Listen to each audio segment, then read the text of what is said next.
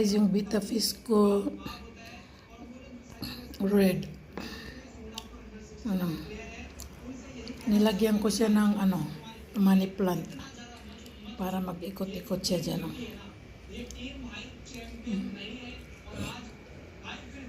Tatago siya doon. Ang cute ng beta fish. Ito guys, yung mga beta fish ko ay male. Lahat ito ay male. Dalawa sila. Tatago siya doon sa kabila guys. Ayan. Nilagyan ko siya kanina ng money plant. So mga na siya dito sa akin guys. Mga 3 days na siya. Ayan. Sarap mag-alaga nito guys. Kasi ito siya, hindi siya katulad ng ibang isda guys na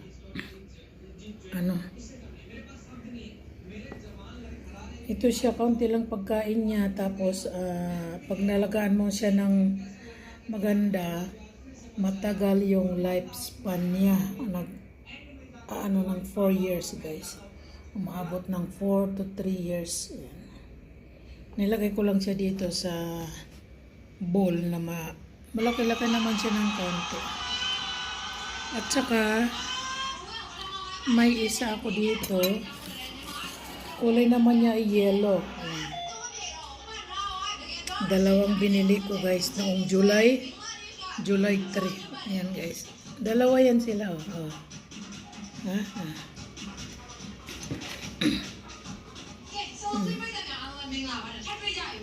May beta fish.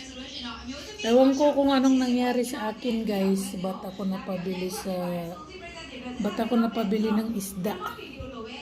Kasi gusto ko siya kasi yung niya ba guys, yung tail, ang lapad-lapad, ang ganda niyang tingnan. Very colorful siya. Ito blue ito eh. May kulay blue siya, itim at saka yellow. Guys, diba? Yung isa na, nagtatago talaga yan siya. Ayan. Ito naman yung red beta fish ko, red na may blue siya. Ang ganda niya.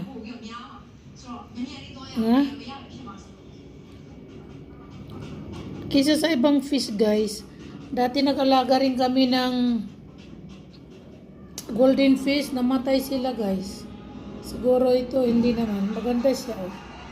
Ang nagustuhan ko sa beta fish ay yung niya guys, alikpik, yung tail bone niya guys. Tingnan nyo, maganda yung niya,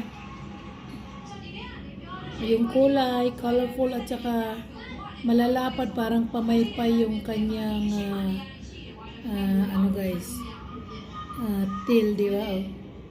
Ganda niya. Tapos nilagyan ko siya ng money plant. Hindi ko dinamihan yung tubig, ganyan na lang muna. Next time ko siya dadamihan ng tubig guys. Ang ganda niya tingnan. Mailag itong isda nito, kahit iganon-ganon ko yung kamay ko guys, umiilag siya. Ito naman yung yellow, ganon din. Mailag din ito eh. Bibili ako ng white, yung kulay. Bili pa ako ng ibang isda guys. Pero ganito lang gusto ko, yung beta fish. Diba? Ang ganda niya. May new pets at home. Nakakaaliw siya guys. Tingnan mo lang siya ng tingnan, nakakaaliw sila. Nilagay ko lang ito siya sa maliit na grapon. Nabubuhay lang naman sila kahit ilagay mo sa baso. Yun ang nakikita ko sa mga aquarium na binibila ng mga isda guys. Madali siyang alagaan. Ayan. Ayan. Diba? Andito na naman ang isa. Ganda niyang tingnan. Diba? Yung isa kasi mailag din. Ang ganda niya. Ang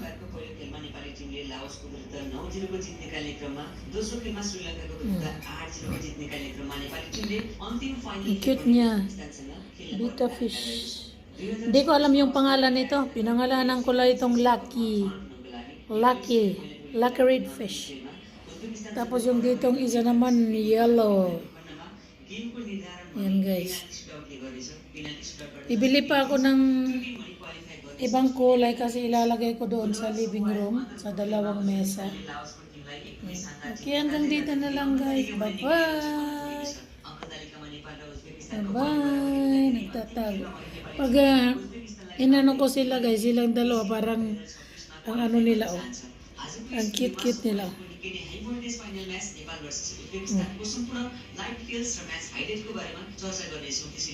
Pinagdidikit ko yan minsan parang napaka-active nila eh.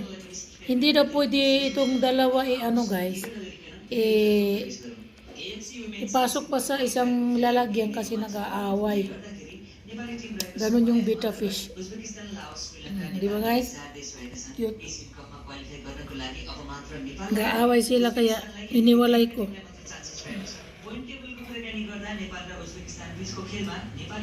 Bye-bye! See you guys!